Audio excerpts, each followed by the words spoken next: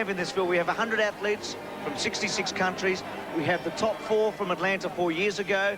We have the current world champion, the current Asian champion, the current European champion, and the current Commonwealth champion. We have the winners of Boston this year, Rotterdam this year, London this year, Fukuoka at the end of last year in Paris. The only man probably missing is the world record holder Canucci, who became an American citizen just days before the American trials. He was injured, couldn't run. He'd run London just prior to it. As you said, Deke, it's the best field imaginable.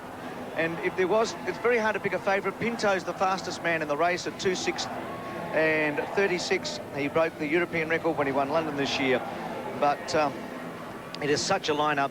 Only 4 times in Olympic history has anybody broken 2:10. 3 men in Los Angeles, 1, 2, 3, Lopez, Spedding and Tracy, and Japinski in 1976 in Montreal. Traditionally, Rob, they've been slow races. Well, traditionally they've been very hot and very, very difficult races. Obviously, a championship race is a very tactical race, but these conditions here in Sydney, even though they're a long way off being ideal for the marathon, it's still in the mid to low 20s, and obviously the wind and the direct sun, very beautiful blue sky is good for the spectators, and it's great for the Olympics, but it's not ideal for the marathon runners. And I think we're still going to see a fairly fast race, provided the wind doesn't really kick up and unsettle things. It's a downhill start. Starts in North Sydney at the North Sydney Oval, runs downhill, very steep downhill for the first 1 or 2 kilometres, and I think that'll set the runners into a fairly quick rhythm. Runs over the Sydney Harbour Bridge and then heads out towards Centennial Park and does a loop in Centennial Park, very fast running before it swings back and comes back along Anzac Parade over the Anzac Bridge and then makes its way out here to Homebush, to the Olympic Stadium. And it really is going to be very, very exciting over the closing stages, because I expect there to be an enormous group up there, way up until 30k. I don't think anyone's going to break away, and I don't have a favourite. People have been asking me all week, oh, who do you think's going to win it? I have absolutely no idea, and let's wait until 30k or 25k before I show my hand. We had a false start. Can you believe it, in Melbourne 44 years ago for the marathon? A false start. I think Judy Patching was the starter on that occasion. I don't think it'll happen today. Nothing against Judy. He's a great character. We all love him. It's interesting. You can see the runner's shoes there. It really is a trade-off for these athletes, trying to find a compromise between a shoe which is light, but also a shoe that gives them adequate support and adequate shock absorption, those sort of nostril flaring things which have become all the rage of late and I think look horrible, but they seem to be quite popular. I don't know whether they really make any difference or not. Getting oxygen in the marathon is not the major consideration with your performance, but you can see that the athletes are getting lined up. The officials still in front, so I wouldn't expect them to go for another few seconds, but here we are, ready for a start. They're away with a difference too, because they're going to be out there for a long time, and what a journey they are about to embark upon. And for one, they will become a legend. There's no question. You win the marathon, you run into the stadium at the end of the Olympic Games, and your name is written in stone forever. Such tradition in this race. It has become tradition that it's the last of the gold medals, silver medals and bronze medal that is actually awarded at the end of the 16 days of competition. And as we said, this is the best field imaginable. Full teams from Australia, Brazil, Spain, Ethiopia, Great Britain, Italy, Japan, Kenya, Korea, Portugal, North Korea, South Africa and Tanzania. And as Deke said, it's hard to pick a favourite. It really is. Steve Monaghetti, 1080. He's run 21 marathons. He's been successful in the Commonwealth Games in '94 in Victoria, Canada. He won in Berlin in 1990, won in Tokyo as well. He had the one race this year over the distance. He had to get a qualifying time. He did it in Tokyo. He's had 2 top 10 finishes at the Olympics, a 5th and a 7th, the 5th in Seoul in 1988 and a 7th in Atlanta in 1996. And he was 3rd in the World Championships in tough conditions in Athens 3 years ago. I can't think of any better way for Monas to bow out. This is his 22nd marathon and his last marathon. And really, it's his first marathon in Australia and his last marathon of his career. And to have an opportunity to do that here in Sydney, to come in, I mean, he has been such a wonderful ambassador and athlete representing Australia, and it's acknowledged, I think, by the fact that he has been elected by the whole athletic team as the team captain. And talking to Chris Wardlaw a couple of days ago, he was a little bit worried because he said that Monas is such a generous guy. He's racing around, talking to everybody and cheering everyone up and trying to fire them all up, and he was taking the responsibility of being captain very, very seriously. And Chris had to say to him, look, mate, you're also here to do a job on Sunday afternoon, and we want you to settle down. There he is there, and we want you really to focus on your performance over these last couple of days. So Steve has sort of backed out of some of his team commitments and really focused on getting himself into the very best mental frame of mind over the last couple of days, and that is really so important in the last couple of days leading into a marathon. Now, there's going to be an enormous, you can see the other Australians there, Rod de Hayden and Lee Troopy with the sunglasses on. It is really important just to settle down in the very early stages. I mean, the marathon, we've said it 1,000 times, it is a hell of a long run, and this is tougher than most marathon courses. And to overrun yourself in the early stages is a big, big mistake. Before. So the two leaders are Sempron of Venezuela and 1, 2, 5, 6 Masso of Botswana are the two leaders. Well, look at that view. It is absolutely spectacular. Oh. I mean, just imagine this shot being sent to billions of people around the world, and the way that the marathon is being promoted and structured and run at Olympic Games, and indeed in most major cities now, it is a travelogue. It is a showcase of the city, and there is no city more beautiful in the world than Sydney. And the Bay, running over the bridge now, a spectacular bridge, and it's a little bit of a climb uphill, and then they'll start another descent going down, swing all the way down onto the foreshore and make their way out towards Centennial Park. But the footage, the views, the scenery, this is a travelogue. This is a showcase and a promotion of the city, and it is deliberately why the course has been structured. You can see the people all around the foreshore that have been congregating out there since 9 o'clock this morning, not for the marathon so much, but for the closing fireworks. The fireworks and the display around Sydney Harbour Bridge and the city are going to be absolutely spectacular, and people have been camping out there overnight so that they can get a good vantage point. By the heels of the South African in front of him, Thugwani. Pinto's very wide too, Dick. Pinto's right in there with sunglasses, fastest man, fastest European ever. So the group's still pretty packed up there as we go back to our leaders. So what about Lee at the moment? As we can see the pack now, really for the first time, so it has been reduced, hasn't it? They pulled them in fairly quickly. It was about a minute 10, a minute 15, just you know, sort of a couple of kilometres ago. So they're gradually or fairly quickly pulling him in. That's Fizz there, looking pretty comfortable. They're all looking around for some reason. I don't quite understand exactly what's going on unless there's a little bit of a physical contact and clipping of heels. It's very, very annoying when you're trying to settle into a rhythm to have someone clipping your heels from behind. But competitive racing is all about dealing with problems. There is no such thing as a perfect marathon. Nothing ever goes perfectly, and it is those that can cope with the problems, those that can cope with the difficulties and issues. As we click over an hour now, still a lot of running to go. Someone's obviously had some problems. I don't know exactly what that is. Dehydration will start to kick in with some of these athletes now. There are 8 special drink stations on this course, and there are water and sponge stations in between each of the special drink stations. It is very important for these athletes to rehydrate. They'll be losing a fair amount of fluids and obviously burning up a lot of calories when they just hope that he can really finish on strongly, and there's going to be a lot of runners up ahead of him who are going to struggle in the last 10 or 15 kilometres, and Monas has got a good chance of getting on a roll, running the hills aggressively and picking up a lot of those. Might have got something in his eye, Cash. So Monas is running with Keith Cullen, a 2:13 runner from Britain, and Carsten Eick, a 2:10 runner from Germany. There's Fierce, there's Monas. So Cullen behind him and then Eick. So, you know, they're 2:13, 2:10 runners. Monas is a 2:8.16 at his best. That was 10 years ago in Berlin, but he's a class above these two men, certainly on pedigree. So he'll need to get a wriggle on if he's going to be a factor. But he looks good, but perhaps he's leaving it late.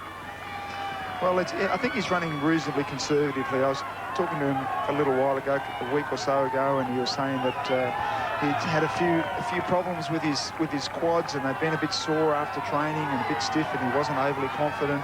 But then I spoke to Chris afterwards, and he said, Monas is in great shape, and will be able to finish on really strongly, and I'm sure he'll pick up a lot of runners in the closing stages. Good news from the computer. Rod de Heiden's 18th at halfway in 65.53. So he's in front of Monas, but just we've got to be a bit careful with that computer at times. They miss a runner or two, or maybe even a bit of a group. But Marceau's still leading. Lead troop certainly is in the lead chase group, along with Abera and Toll, a couple of Ethiopians. Wenaina's there of Kenya, so it looks like we haven't seen much of Lee Bongju, the Korean, who's...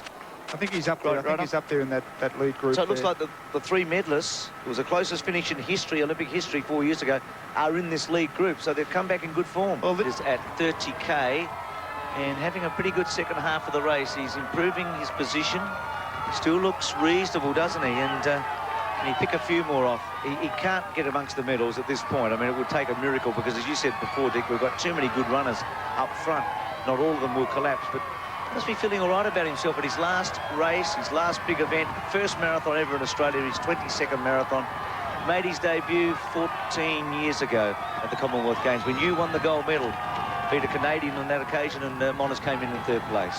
Yeah, Steve's looking very strong. He's still full of a lot of running, and I'm still pretty confident that he's going to run the hilly section, the closing section of this marathon well.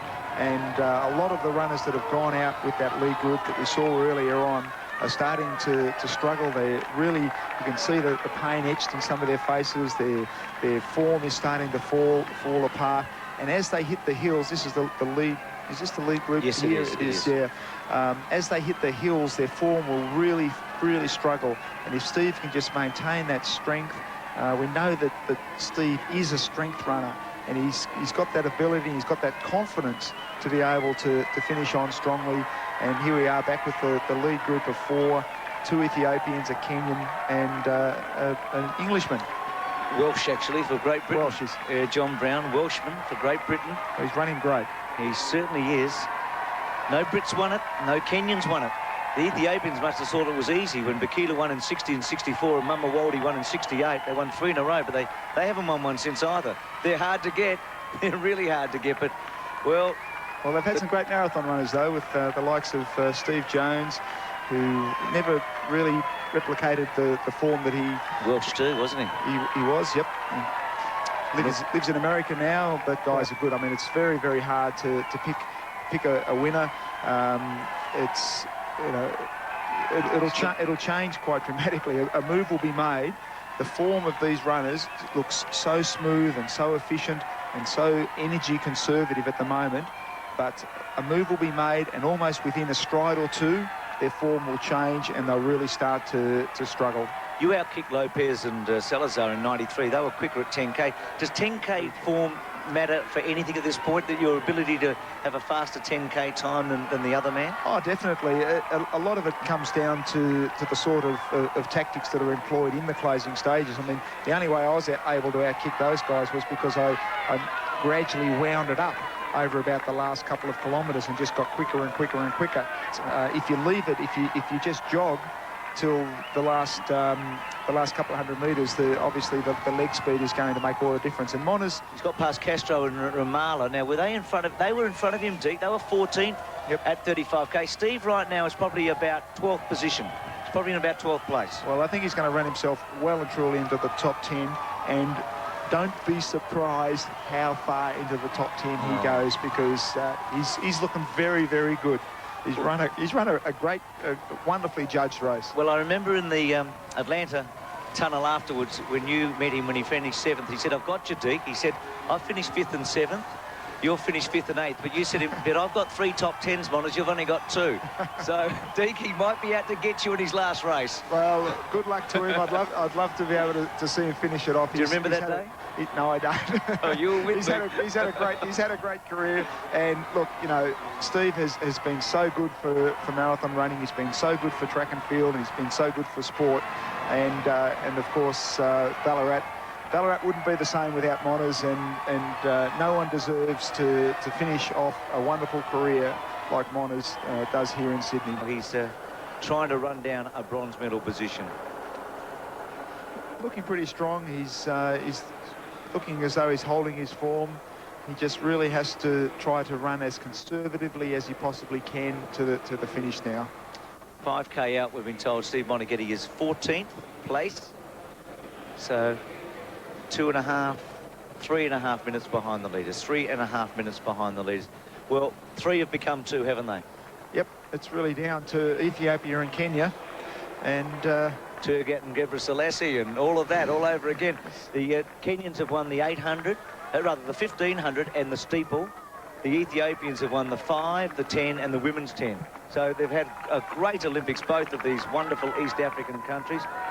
Wanaina's looked back. I think he's asked him to go to the front. I think Wanaina, he gave him a little message, go past, do some of the work, but Abera's having nothing of it. Well, the Ethiopian now, that's what they've got it's been left. closed down, so only got a couple of laps, equivalent of a couple of laps to go before they actually run into the stadium. Remember the steep downhill ramp that they have to negotiate to get into the stadium.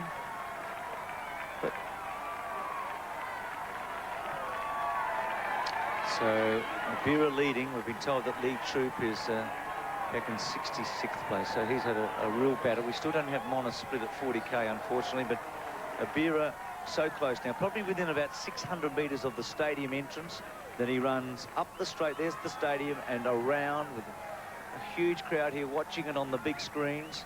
You can see him in the foreground. He'll make the right-hand turn. He has with the lead car. Wanaina, if he can stay within 20 metres, he might give himself a chance on the track to have one last go, but at the moment it looks a bigger gap. It's tough from that angle, but it looks 50 metres, doesn't it? well, Wanaina doesn't look as though he's got a lot of drive and a lot of strength left in his rhythm there. He really looks as though he's just trying to hang on and try to maintain his contact. He hasn't looked around, so he hasn't given any indication that he's worried about getting caught. So I think he's still focusing on first place, but I think he's pretty depleted by this stage in the marathon, and it's very difficult to switch your slow twitch fibers that have been activated all the time for the last couple of hours firing and driving up the hills and trying to relax and stride out down the hills, and now switch them into gear for a sprint finish. And here we come down this steep ramp. This has been a great finish, a great competitive race between two of the most dominant African countries in the world. And a mighty roar goes up, as it's done throughout these Olympics. Classic event. It's only his 5th marathon, this 22-year-old. He debuted in Los Angeles in 1999. He ran at the World Championships in Seville. He was 11th there.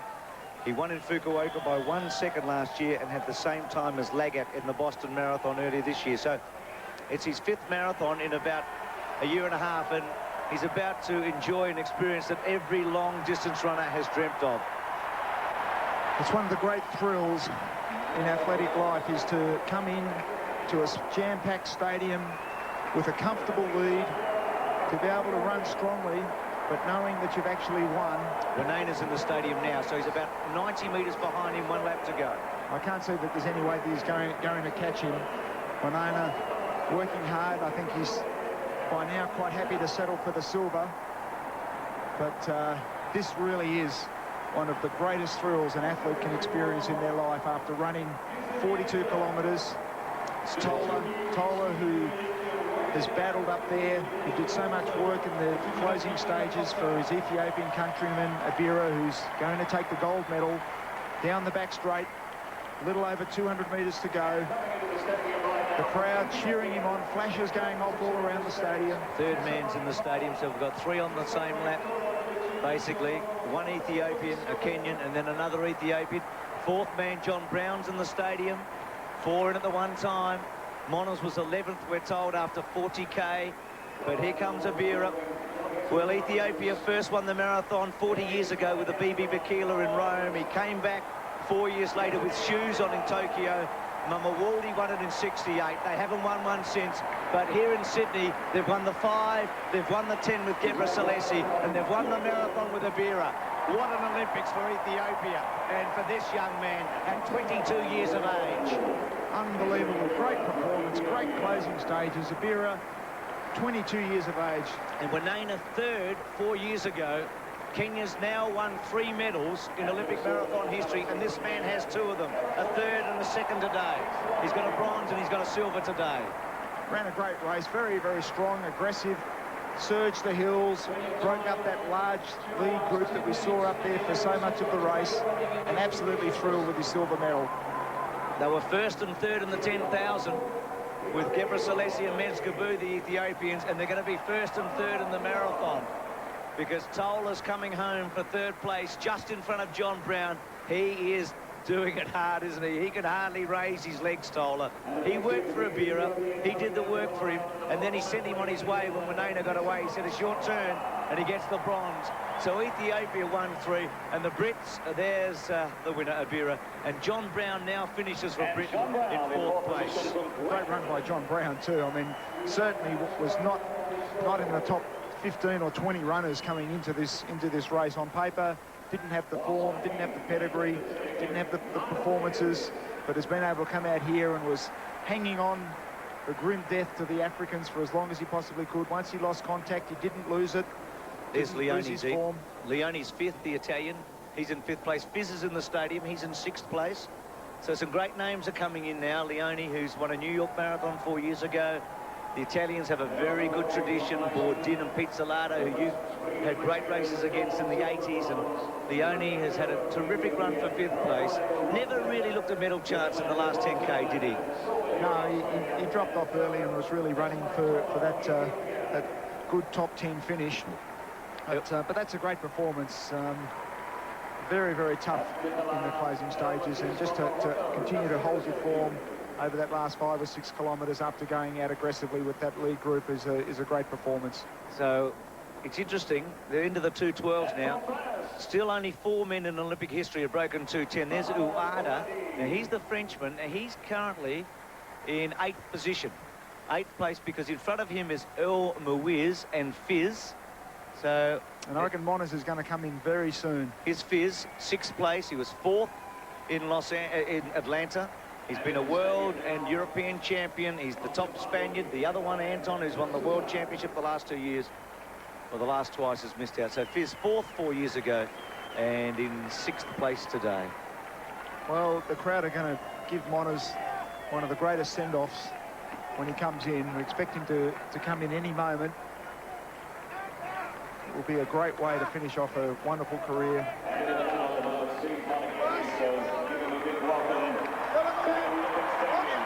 He's in. Here he comes. He's in the stadium. I think he's in 10th place. Steve Bonaghetti. Well, clear. He can just relax and enjoy. He is in 10th place. Well, what a moment. In 1988, he ran 5th in Seoul. He was a favourite in 92 and blew up in Barcelona. And I can remember that night, Deke, spending some time with him. He was shattered. He came back and ran 7th in Atlanta. And today he joins a select group as El Muiz goes over the line. A select group. Now, El Muiz is 7th. 8th will be Ouadi.